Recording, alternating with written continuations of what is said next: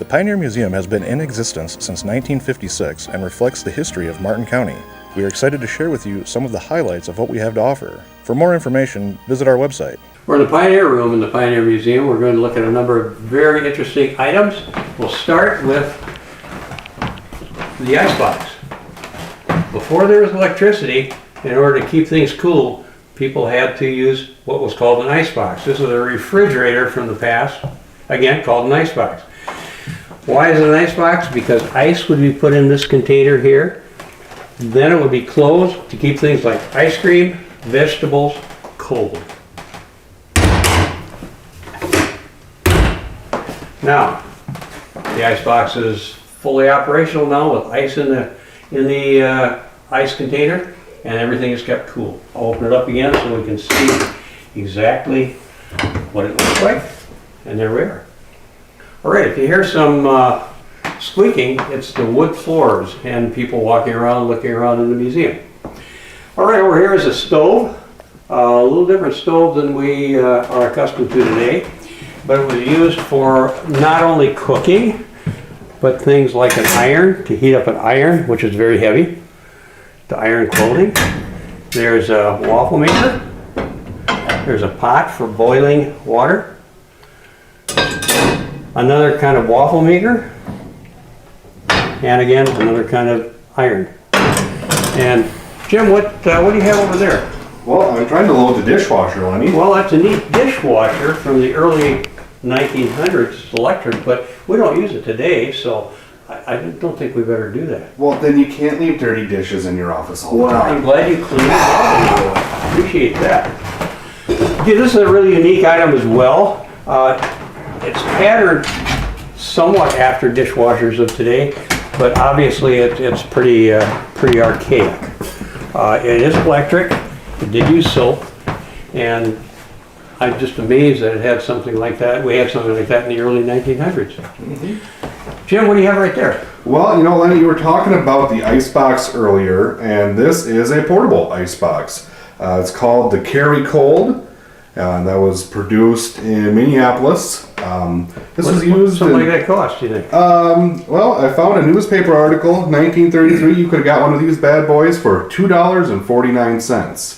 Yeah, That's quite a deal. I suppose you could take like the milk jars up there, Yeah. and put in there and keep them cold. Oh yeah, you could keep bottles cold for roughly about 36 hours if you had, you know, good ice or a good cooling product in there. So The precursor to the coolers we carry now. Yeah, absolutely. Well, these are just a few of the things in this room. We're going to be taking a look at some others that are very interesting as well in just a few minutes. Okay, we're still in the Pioneer Room in the Pioneer Museum, and phones have evolved. Most of us now use cell phones, but back in the early 1900s and up through really the 1960s, this type of phone was used. It's a wall phone. I'll demonstrate how it's used. Okay, you've got the earpiece, and you talk into this part. If you wanted to get a hold of somebody, make a phone call, you would pick up the receiver, you would ring it like that, and you would tell the operator what the phone number of the person you wanted to talk to. Now, an interesting thing about these phones is they were on party lines. So you might be talking to somebody, but you'd also have the chance of somebody else listening in on your conversation. Really unique item, and that's how those phones were used. And Jim, what do you have there? Well, Lenny, I'm finally getting around to that vacuuming you asked me to do, and this is really the only one I could find. So where do you want me to start? Well, you know, these are historic items. We really shouldn't be using them in the museum, so I'd say put it back in display. Thank goodness, because this is a hand-powered vacuum from the 1900s, and Well, maybe you should give it a try. well, Get a little exercise while you're I at it. might just go get an electric. Yeah, there you go. Yeah. In the Pioneer Room, there's a lot of other things that are of interest. Old toasters, meat grinders, meat carving blocks, dishes, furniture. Be sure to stop in and see all the different things in the Pioneer Room when you're in the Pioneer Museum. So say, Lenny, why don't we head downstairs and show them another room? I think that's a good idea. We're just about to go into the Kessel Room, but before we do, we've got all kinds of things in the hallway. Example, take a look at this item. This is an extremely unique 1912 Wagner motorcycle.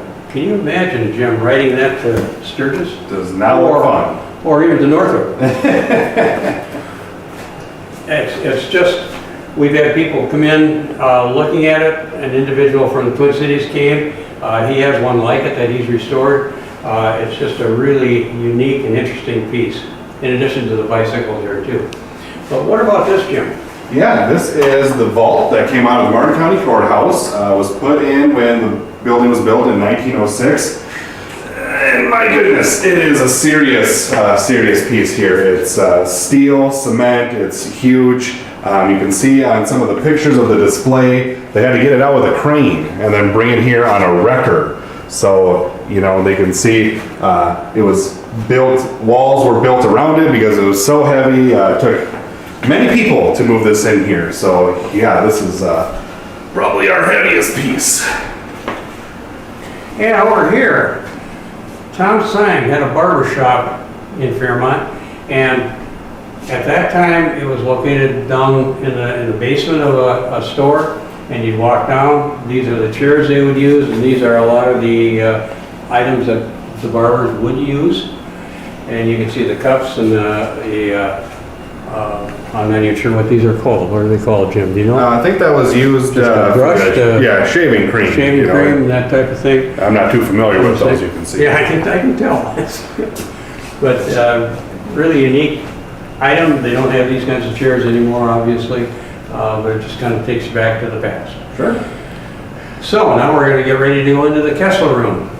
Okay, now we're going to take a look at the Kessel Room in the Pioneer Museum. The Kessel Room has everything railway motors.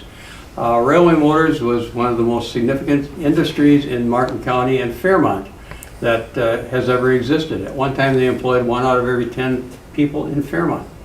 Big company, long time in the area. It started as, became Fairmont Motor Car Company, Fairmont Gas Engine and Railway Motor Car Company in 1915. It started in 1909. Along this wall, you'll see a lot of the different kinds of engines and machines that Fairmont Railway Motors made. They're all cutaways, so you can see the inside and how they were made. There's just all sorts of different kinds. I wouldn't have a clue as to what they're all called, but they're all identified, and very good examples shown. In this display case, there are some of the smaller items that Railway Motors made, Fairmont Railway Motors. And as we come over to this area, during World War II, it's really interesting that with the war effort, they made what was called a rotating mechanism for an anti-aircraft gun turret. So they were very active during the war years and helping the military.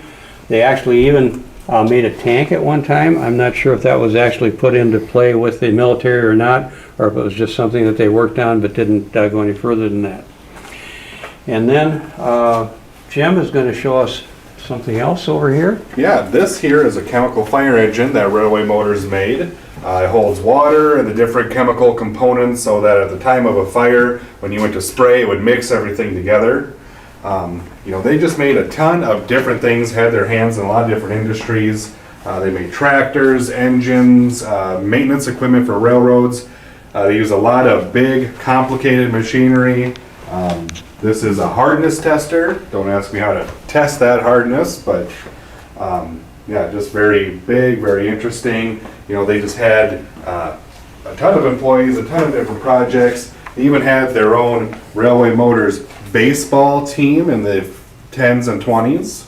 So yeah, just a lot of things. You can see a lot of different albums. We've got thousands of pictures of the things they made or invented or came up with. So They actually had a photographer on staff yes, they did. for many years, up until, as I understand, up to about the 1980s. Yeah, that's So right. they've got pictures not only of the items that they made, but where they were sent to, and also just historical pictures of things in Martin County and Fairmont. Yeah, So yeah, and they were all over the community. You know, we've got golf trophies, you know, different pictures of their employees. Really a key part of town. they had a testing track, a big oval circle where they would test all their rail cars. Yeah, that's right. And rail car enthusiasts will come here. This is kind of the mecca for them.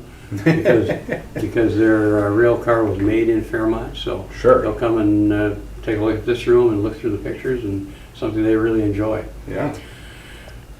This is just one of the rooms, the Kessel Room, named after a former maintenance man here, Ray Kessler. He was a great person, and that's why the room is named after him.